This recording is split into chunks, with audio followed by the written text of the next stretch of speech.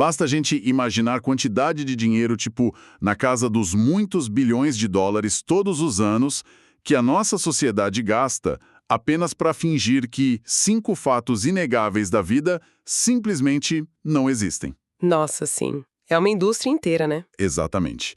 São filtros em redes sociais, aqueles cremes milagrosos, indústrias inteiras de entretenimento desenhadas quase que milimetricamente para nos distrair. Distrair do envelhecimento, da doença. Uhum. E do fato de que as coisas mudam, sabe? E a nossa imersão de hoje mergulha num conjunto de documentos compilados sob o título 13 Buddhist Scriptures as Dharma. Que é um material incrível, diga-se de passagem. Sim, fantástico.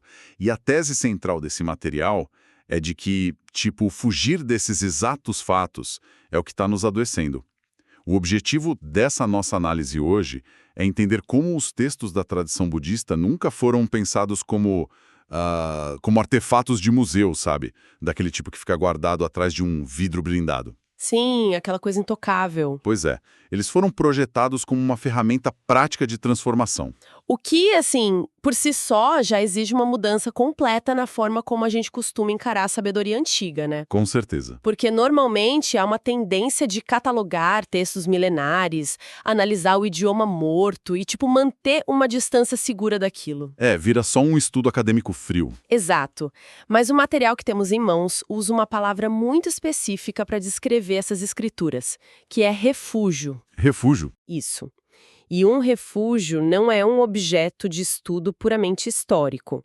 É um lugar para onde se corre quando tem uma tempestade lá fora.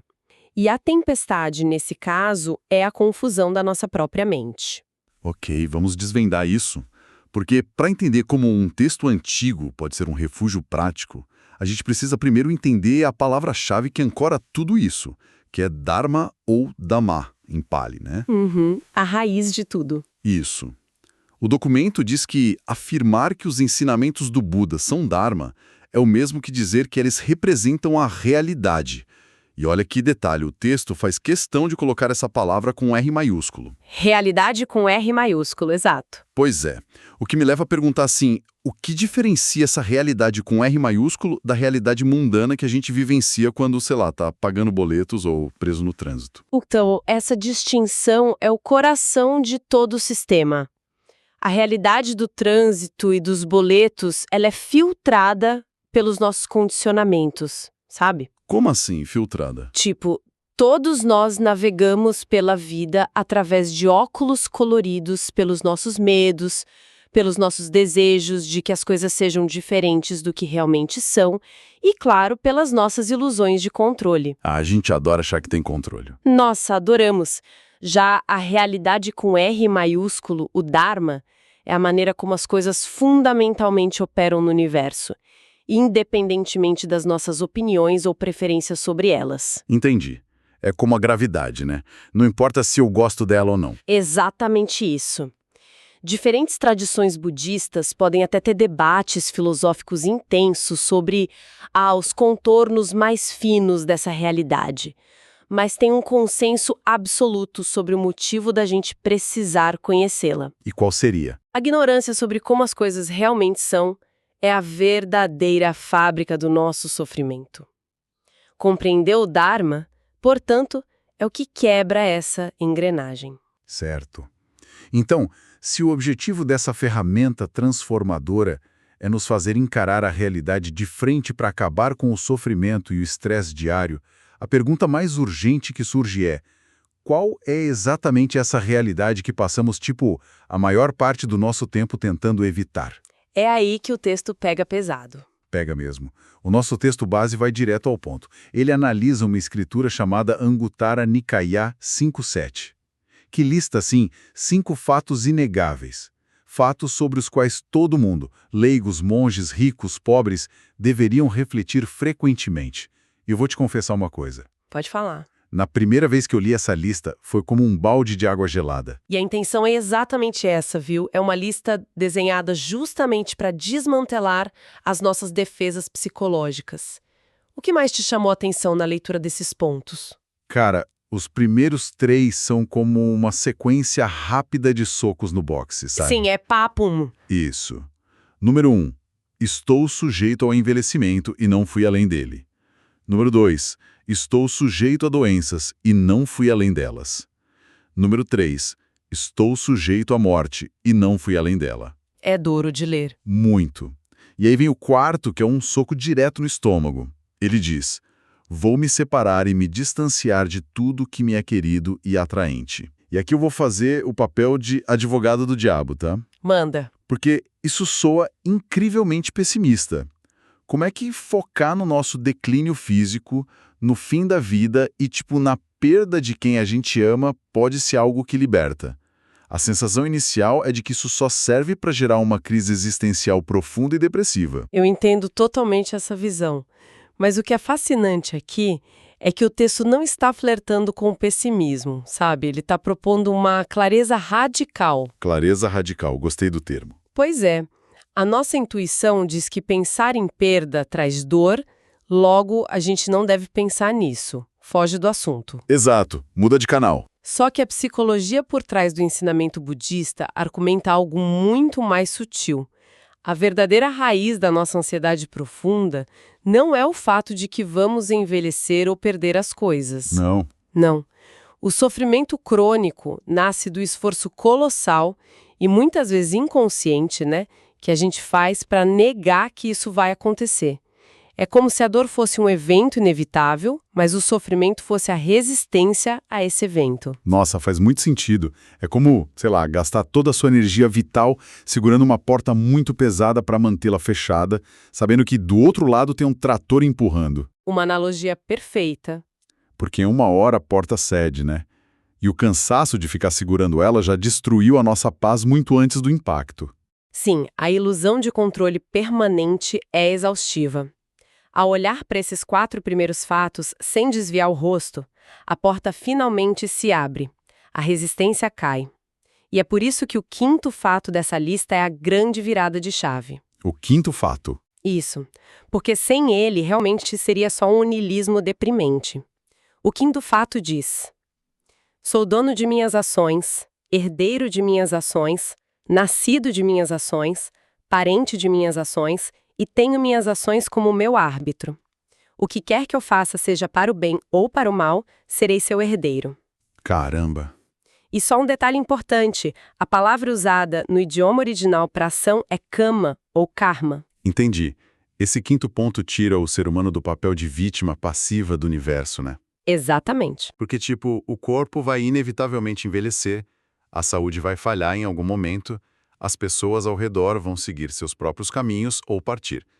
Tudo isso é o terreno do incontrolável. Sim, não temos o que fazer quanto a isso. Mas as ações que tomamos hoje, as palavras que a gente escolhe, as intenções que cultivamos, elas formam a única bagagem real que a gente carrega. É uma mensagem de empoderamento absurdo, se você pensar bem. E se conectarmos isso ao panorama geral, veremos que é um chamado fortíssimo à responsabilidade. Aceitar os 4 primeiros fatos liberta a gente daquela fantasia infantil de que o mundo externo vai nos proporcionar segurança eterna. O que é impossível. Agir no mundo é a nossa herança definitiva. Então, não se trata de uma visão sombria, mas sim de um convite para vivermos com uma intenção afiada e consciente, sabendo que cada pequena atitude ecoa e molda o nosso futuro. Mas aí a gente entra no desafio prático que as nossas fontes levantam de forma tão brilhante. Porque, olha, saber tudo isso de forma lógica é muito diferente de vivenciar tudo isso, né? Ah, sem dúvida. Tem um abismo aí. Pois é. Ler essa lista e pendurar na porta da geladeira com um imã não é o suficiente para alcançar a liberdade mental. E aí o texto introduz a ideia de que o Dharma opera em 3 níveis distintos: o estudado, o praticado e o realizado. O método é estritamente progressivo, sabe? O primeiro nível, o Dharma estudado, é aquele contato intelectual inicial. A teoria, né? Isso. É sentar, ler as escrituras, entender os conceitos, decorar as listas e debater com os outros. Aí vem o segundo nível, o Dharma praticado, que é onde a teoria encontra o asfalto. Onde a coisa fica séria. Exato. É o esforço diário de, por exemplo, observar a própria raiva surgindo no trânsito e decidir não reagir, aplicando aquela compreensão de que somos herdeiros das nossas ações.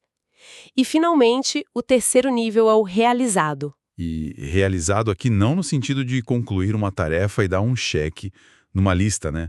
Mas de tornar real na própria experiência. O documento descreve essa etapa como algo quase transcendente. O momento em que a mente finalmente desperta e compreende a verdade, não mais de forma conceitual, mas direta e além das palavras. Sim, é uma compreensão visceral. E o material ilustra um perigo gigante de ficarmos estacionados apenas no primeiro nível, o do estudo acadêmico. Tem uma citação maravilhosa do Dhammapada, nos versos 64 e 65. É uma metáfora muito clássica. Ele diz: embora um tolo passe a vida inteira com um homem sábio, ele não compreende a verdade, não mais do que uma colher sente o sabor da sopa.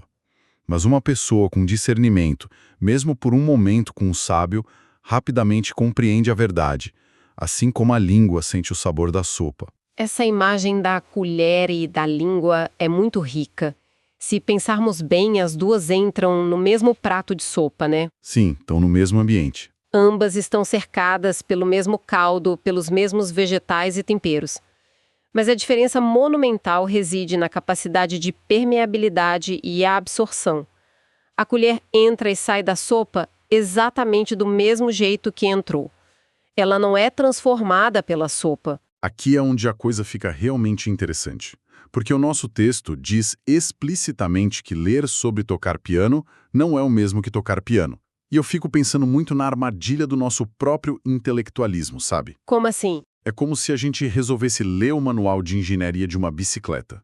A gente estuda a distribuição de peso, o atrito dos pneus, entende o centro de gravidade, a gente até compra livros sobre a história das bicicletas na Europa do século XIX. Certo, especialistas teóricos. Exato. E aí, movidos por essa montanha de teoria, a gente tenta pedalar pela primeira vez achando que não vai cair e ralar o joelho no asfalto. É o de uma soberba quase cômica. Nossa, é muito real isso. O risco de se tornar uma colher erudita é imenso, especialmente para mentes muito analíticas. Uma pessoa pode colecionar conceitos filosóficos, saber citar as escrituras originais de cor, pode até ficar corrigindo os outros sobre a pronúncia exata do Pali nas redes sociais. Ah, o clássico chato da internet. Pois é, mas se ela continua sendo dominada pela ansiedade, pela raiva e pela reatividade no seu dia a dia, ela é apenas a colher. A física do equilíbrio na mente não substitui a resposta automática do corpo quando a bicicleta pende para o lado. O intelectualismo, quando não serve como ponte para a prática experiencial, torna-se apenas mais uma camada do ego. Uma nova forma de vaidade. Exatamente. Uma nova forma de vaidade onde a pessoa se orgulha do quão refinada é a sua própria ignorância. Tornar-se a colher mais bem polida da gaveta, mas sem nunca saber o gosto do caldo, né? No entanto, o próprio texto é muito acolhedor nesse sentido, porque ele admite que a jornada tem que começar em algum lugar. Ninguém senta para meditar pela primeira vez já num nível de língua provando a sopa com total sabedoria. De jeito nenhum, seria impossível. O estudo é, de fato, a porta de entrada indispensável. Precisamos do manual, nem que seja pelo menos para saber para qual lado fica o guidão da bicicleta. E para guiar esse estudo inicial, as escrituras foram organizadas de uma maneira muito, mas muito específica. E aí entramos na arquitetura monumental do cânone Pali. Isso, o Tipitaka ou os 3 cestos. O que me leva a pensar, como uma quantidade tão absurda de conhecimento foi preservada por séculos, antes mesmo de ser escrita naquelas folhas de palmeira secas. Então, esse é um detalhe crucial e lindíssimo da história da informação humana. O Buda não deixou absolutamente nada escrito. Nada. Zero. Durante os primeiros séculos, todo o Dharma foi preservado exclusivamente por uma tradição oral de altíssimo rigor, para garantir que nenhuma vírgula fosse alterada ou perdida e que a sopa mantivesse a sua receita original, digamos assim. A comunidade monástica se reunia regularmente para recitar os ensinamentos em uníssono. Todo mundo falando junto. Isso.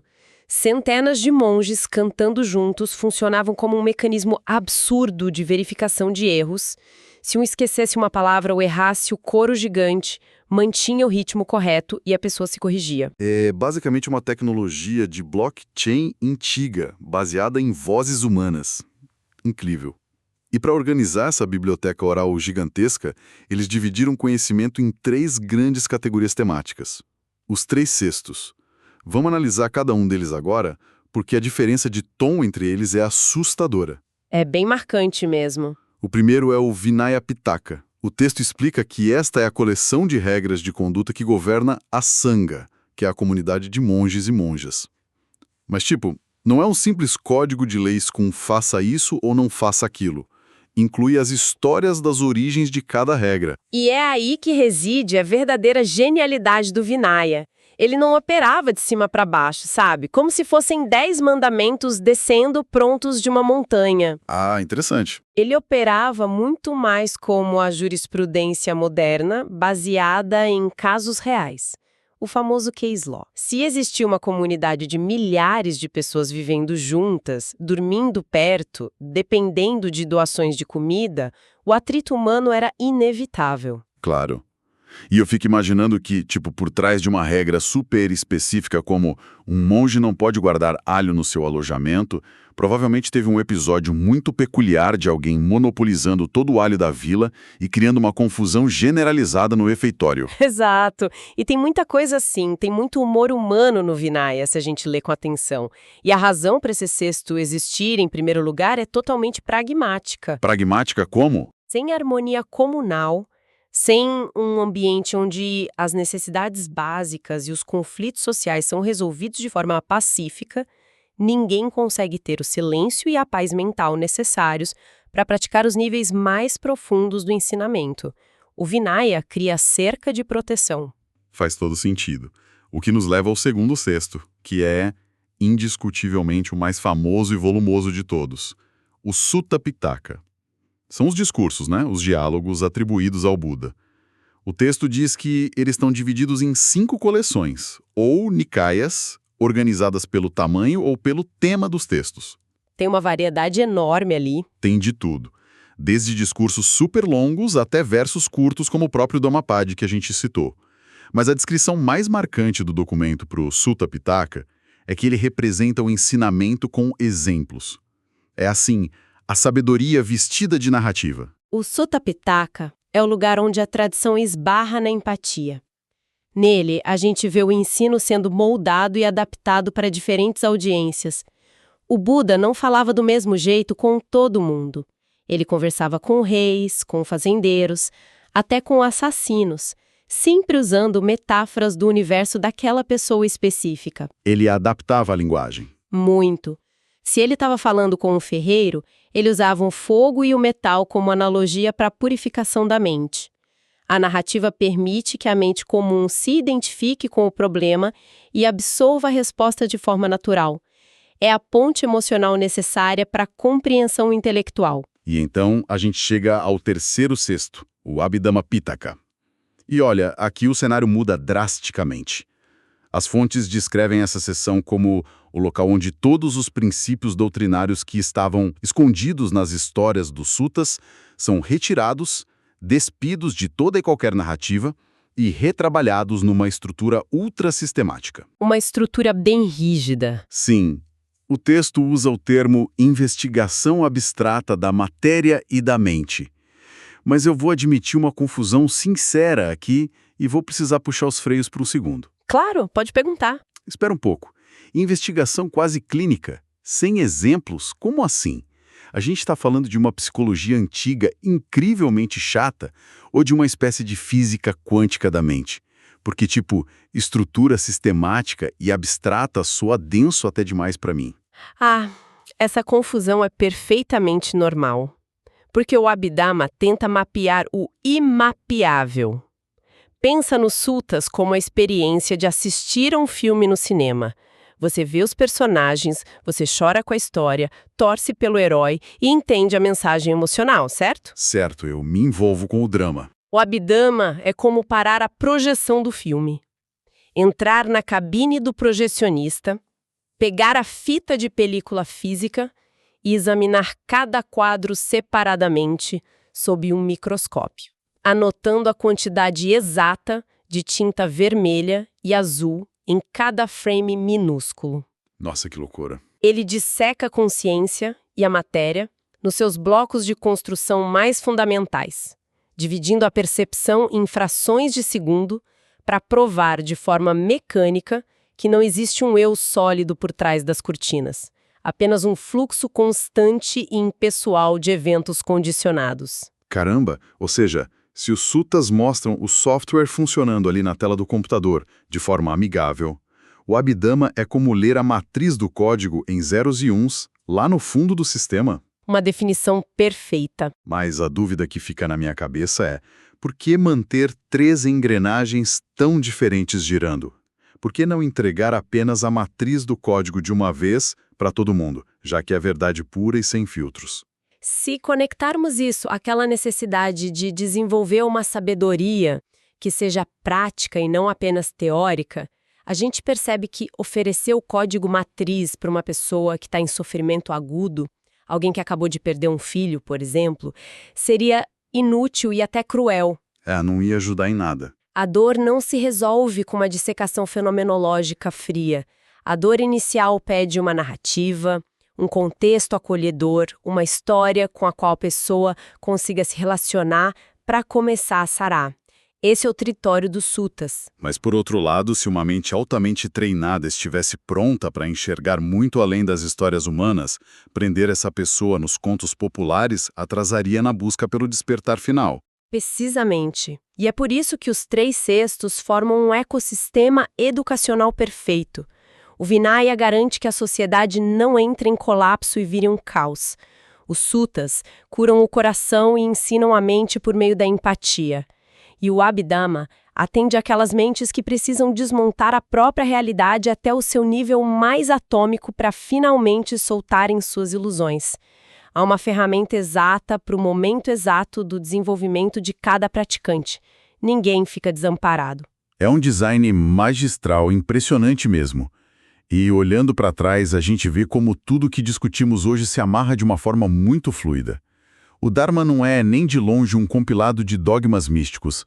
É, na verdade, um manual operativo para a vida humana. Totalmente focado em resultado prático. Sim. Ele começa diagnosticando a realidade nua e crua através daqueles 5 fatos inegáveis da vida. Ele nos avisa sem meias palavras que fechar os olhos para o envelhecimento, para a doença e para a perda é exatamente o que causa a nossa angústia crônica diária. E em seguida ele nos dá o remédio e a metodologia, né?